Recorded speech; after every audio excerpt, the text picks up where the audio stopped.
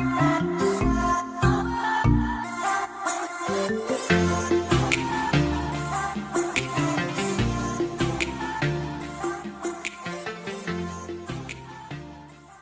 guys, welcome back to my channel. It's been about a month since my last video, and in this video I just kind of wanted to circle back to foster care. So I realized when I got this question, I'm gonna post it right here, that I didn't circle back from my last foster care video. My last foster care video, I was at the point before my home study, and then now it's July, and I've had not only a home study, but I've also had a quarterly visit. So I've had a couple visits since the last video, so we're gonna talk about that today.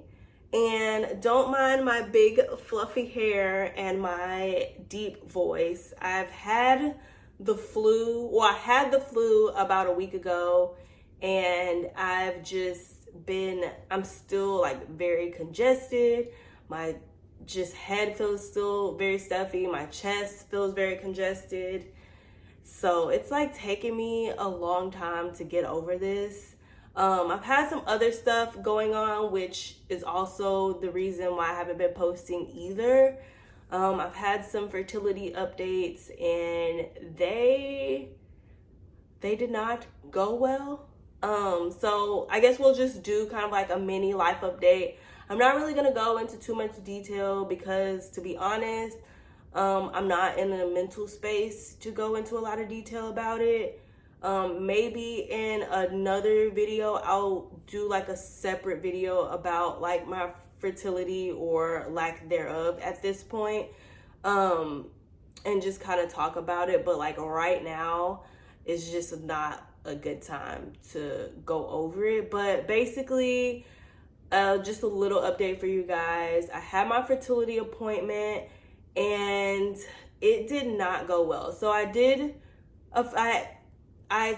had a fertility appointment because I wanted to do egg freezing and or IVF, and just based on my past medical history, my surgery notes, my surgery pictures, my most recent blood work. I've been doing blood work every month for like the last 3 or 4 months, and just based on all of that stuff and my levels and my most recent ultrasound, it's just been determined that those things, egg freezing and IVF, they're just not going to be successful.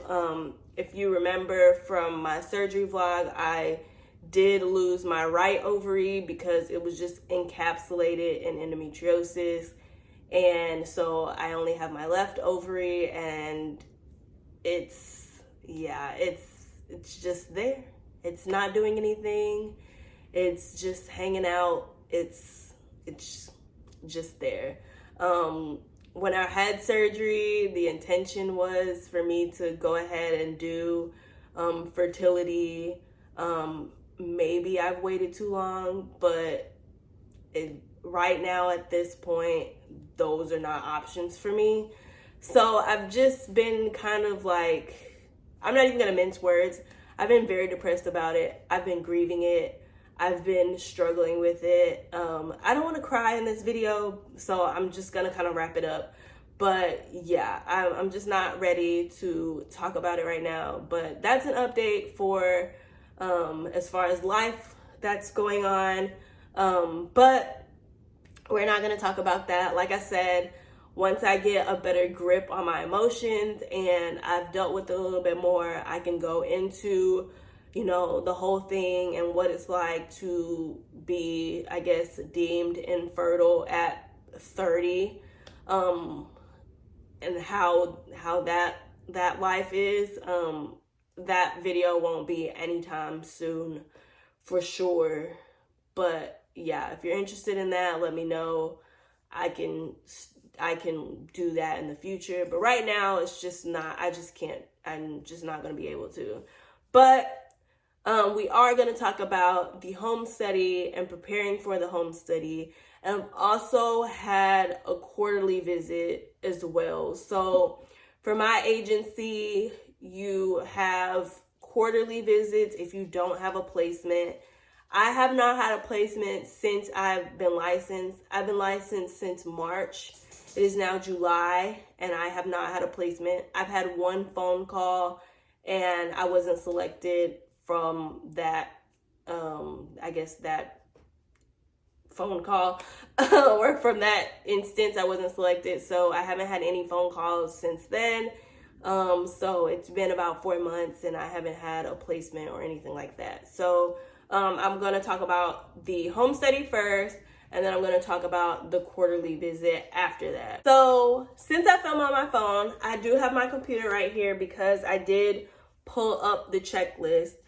And I'm going to actually like kind of read the checklist and then kind of elaborate on it as well. Sophie, can you sit right here? Okay, sit here. Just right here. Just sit here, okay? So just the experience of the home study, it was very, very, very nerve-wracking. I probably cleaned for about 2 weeks straight. I cleaned and I re-cleaned and I remopped and I reswept and all that stuff. But just take a deep breath. You don't need to do all that. Yes, the house needs to be clean, but it doesn't have to like smell like bleach or be like hospital grade clean. You don't need to do all that, which is what I did. But let's just go through the checklist that I have here. And just like, we'll just go over everything. Okay, so number one, the grounds need to be safe, clean, free of trash, debris, things like that. Equipment and furniture need to be safe. You can't have anything blocking your exits. Windows and doors must have screens and stuff like that. So you should be able to open your window and have a screen there, or at least that's what it says on here. Adequate amount of indoor space. So for every child, you have to have a certain amount of square footage. Check with your agency or your state to see what that specific square footage for each child is. I don't remember, and it's not listed on this checklist, but since I'm only having 1 to 2 children, don't have to worry about that, because if I need to separate into 2 separate bedrooms, I can do that. But there is a limit on like the smallest amount of square footage for each child. So like I said, check with your agency or check with your state to see what that number is. The indoor space where the children are need to be neat, clean, and straightened up, well organized. Any of your poisons, toxins, cleaners, gasoline need to be stored properly. If you have like propane outside, that needs to be stored properly. Your cleaners need to be stored properly in a child safety locked compartment. So in my house, I have cleaner and stuff like that in my bathroom and in my kitchen. So my cabinets in my bathroom, the bottom cabinets in each bathroom have childproof locks on them. And then underneath my sink has childproof locks. And then one other cabinet, bottom cabinet in my kitchen is locked, where I keep like my hammers, nails, tools, things like that. The dog's medication and stuff like that, all is organized in that cabinet. So that has a lock on it as well. What else? Free of rodents and insects, of course. Firearms, BB guns, projectiles, and ammo need to be stored properly. So have to be locked separately. So mine are locked separately. I think you can put like, have your ammo locked in a container and put it in the safe and then put the gun in the safe. I think you can do that. Don't quote me on that. It may have to be in 2 separate storages. I don't quite remember, but just to be safe, just go ahead and get 2 separate locked compartments for both your firearm and your ammo stuff like that. Food has to be stored properly. Alcoholic beverages have to be stored high, out of reach of children. So like on your top counter and on your top shelf in your pantry, or on your top shelf in your refrigerator, things like that. They just have to be out of reach of children. You have to have a 5-pound fire extinguisher. It has to be, I think, the ABC. Mine is the ABC extinguisher, and I think that's what you need. It doesn't say it specifically, but in the past when I've needed fire extinguishers for other things, they had to be the ABC. So I would just go ahead and get that one because it covers everything, all types of fires. The fire extinguisher, it has to either be new with the receipt taped onto it, or if you have an older one, it has to be inspected, and it has to have the inspection tag on it. And I think you have to re-inspect it like every year or so. Also, you have to have smoke detectors. So on each level of the home, be in every bedroom, and then like the open spaces. So like the living room and then the bedrooms as well. So just make sure that they're operating, that they're not chirping or anything like that. Fire drill, you have to have posted. Basically, you have to have it posted to where it shows like all the exits and stuff like that. You have to have a floor plan of your home, and then the nearest exit for like each room. Nearest exit for like your guest rooms or the child's room or your room, living room, bathroom, stuff like that. I looked up online just to kind of see what a fire escape or what is it called? Fire escape plan or evacuation plan. I had that. I looked it up online and just found what they looked like online and just kind of copied that. So the next thing, no more than 4 occupants per bedroom. 1 bed per person, and then you have to have mattress covers on the mattress. So for my agency, you have to have the bed already set up. You don't have to have like the entire room set up, but you have to have at least the bed set up with the mattress and the mattress covers. So I have that set up already, and it has to have the protector, the waterproof protector on there as well. You have to have adequate privacy for the bedroom. So basically your bedrooms have to have doors, appropriate storage space for the child's belongings. So like I said, I don't have the bedroom all the way set up, so I don't have like a dresser and stuff like that already put together. But what I did do is the clothes that I did buy, had them on hangers in the closet already hung up. I do have like a top shelf in the closet as well where I could fold clothes until I figure out a dresser situation. So yeah, I didn't set it up too much because I have an age range, and if the child is old enough to pick out their own stuff, I did want them to be able to kind of pick out some of their own things. Dresser, I may just end up picking out myself anyways, but just based on the age and the need will determine what kind of dresser I pick out. So yeah, so you have to have soap, toilet paper in all the bathrooms. Each child has to have a towel, clean towel, paper towels available, toilet paper. Garbage has to be kept in like a garbage can. So garbage cans, make sure they're like available. To be safe, I was just like in the bathrooms. I know a lot of times you just have like a bin with like a bag in it. Just to be safe, I would just get one of those small trash cans with the lids on it, depending on what age you have. If you have a smaller child, I think it's just, to me personally, it's just a little bit safer to have a trash can with a lid on it. So I have those small trash cans with like the foot pedal lid on it in my bathroom. It may not be a big deal, but that's just kind of what I picked out.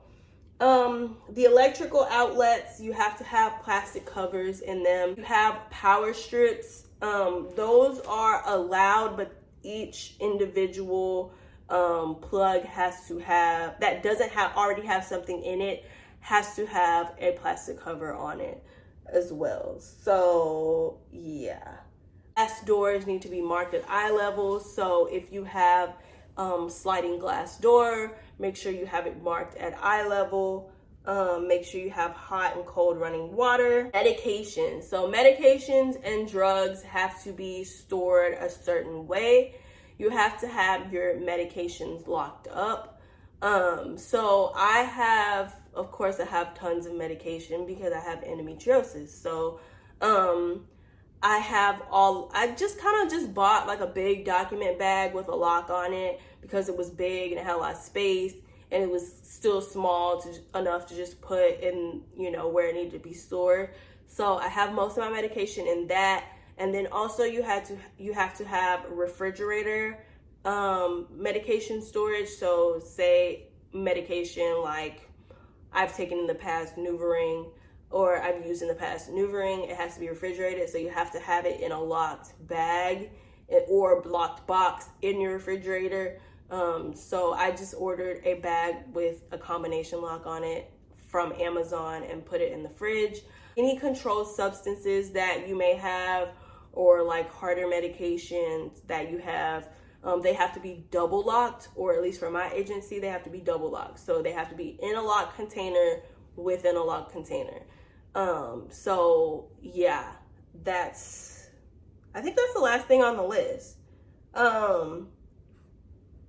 Yeah, so whenever you're preparing for your home study, I would just make sure you have everything on that list. Like I said, everything doesn't have to be hospital grade clean. Your house doesn't have to smell like bleach. Just make sure it just smells fresh. It doesn't smell stale or anything like that. I have dogs, so sometimes if you have dogs, your house can start to smell like dog.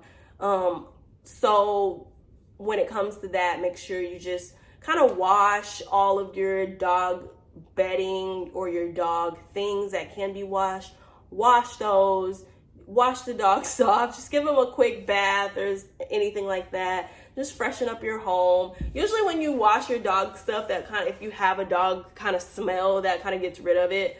So anything like the dogs like lay on. So like on my couch, I have like fitted sheets on the part where you sit on, because as you can see, my dogs like to lay on my couch.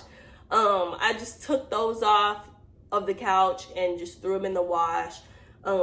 Vacuum, just stuff like that. Just make sure your house is just straightened up, fresh. If you make sure you have everything on the checklist, you'll be absolutely fine. Like, don't worry about it. Just stick to the checklist. For the home study, yeah, you have the whole checklist and everything has to be in its place.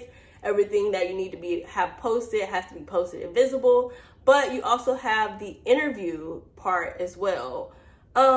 So basically on the interview, I'm a single parent foster home, so it was just me. So basically what she did is she just came in and she just talked to me, and we just kind of got to know each other. It was very conversational. It wasn't like interrogative. I don't know if that's a word, but it wasn't like an interrogation. She wasn't like grilling me on questions. It was very conversational. She just wanted to get to know me, where I grew up, how I grew up, what my intended parenting style is. We did get into a little bit about like past relationships, family relationships, job, and just like stuff like that. She also went through like my application, like everything that you fill out on your application before you get to the home studies. So like your preferences and what you can and can't handle, and like the scenarios that they give you, or at least my agency gave me, that I answered online on my online profile.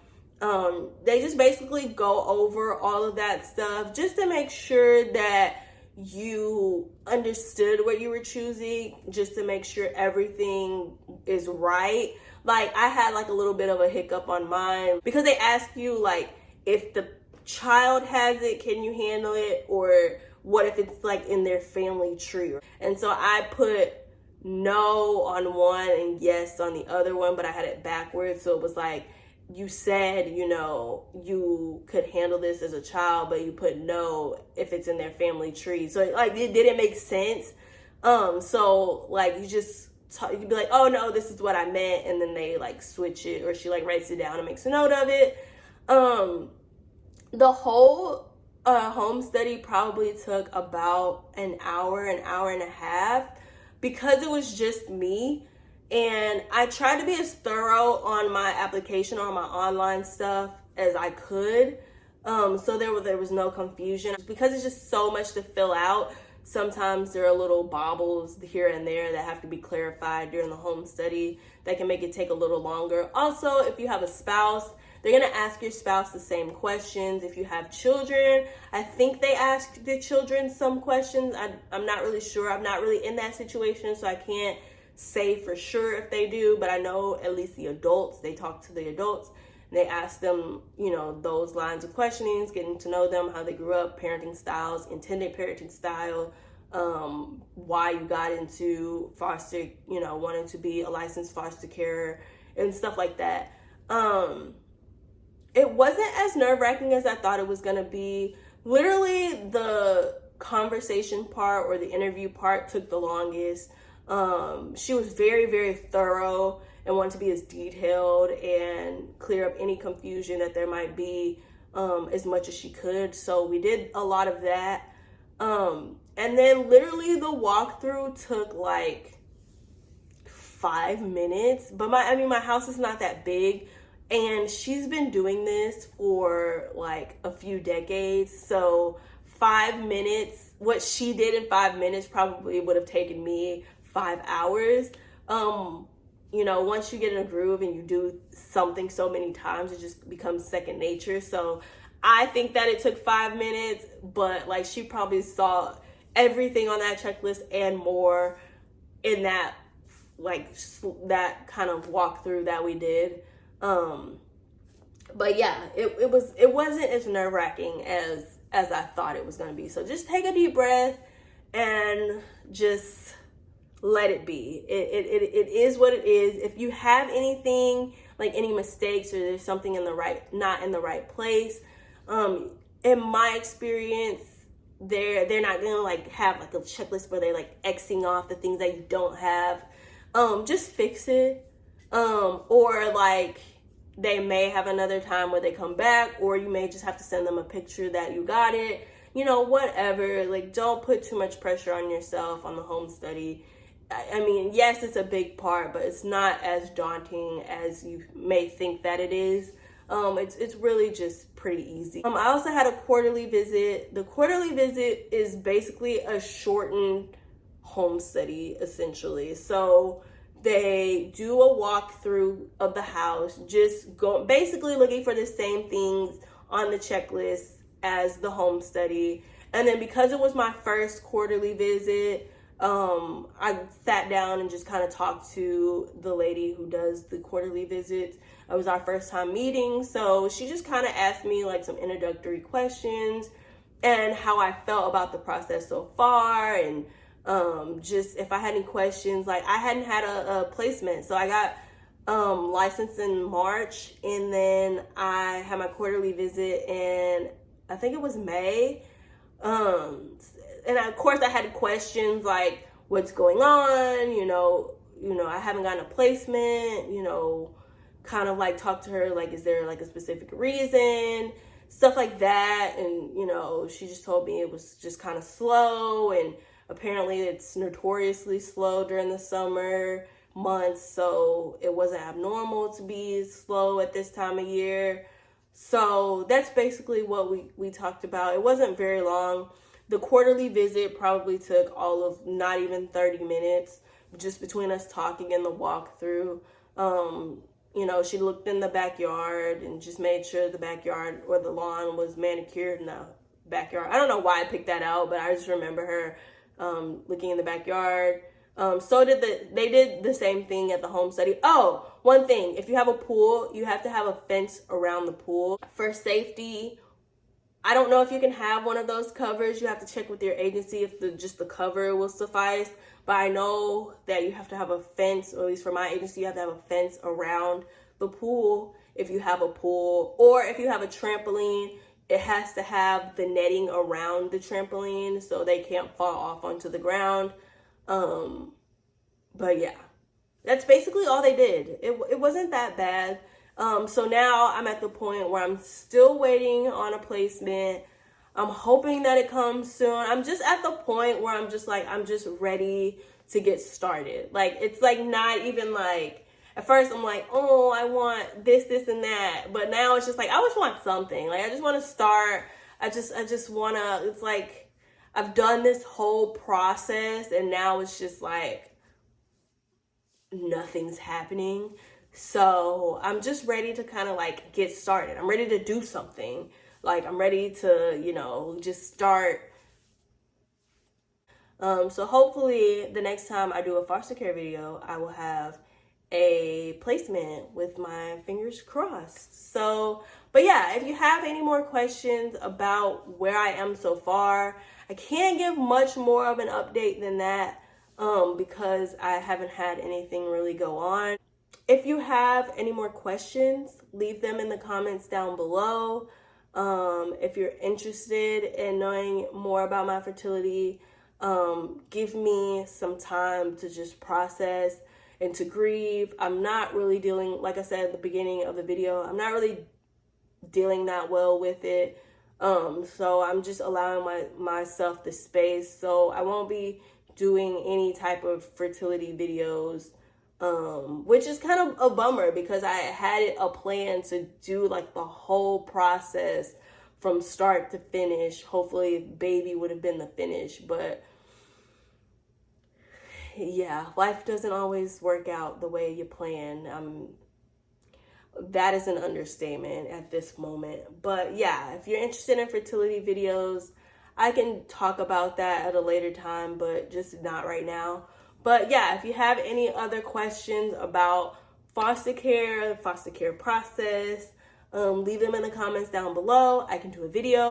But yeah, thank you for watching. I hope you learned something. And if you're waiting for your home study, good luck.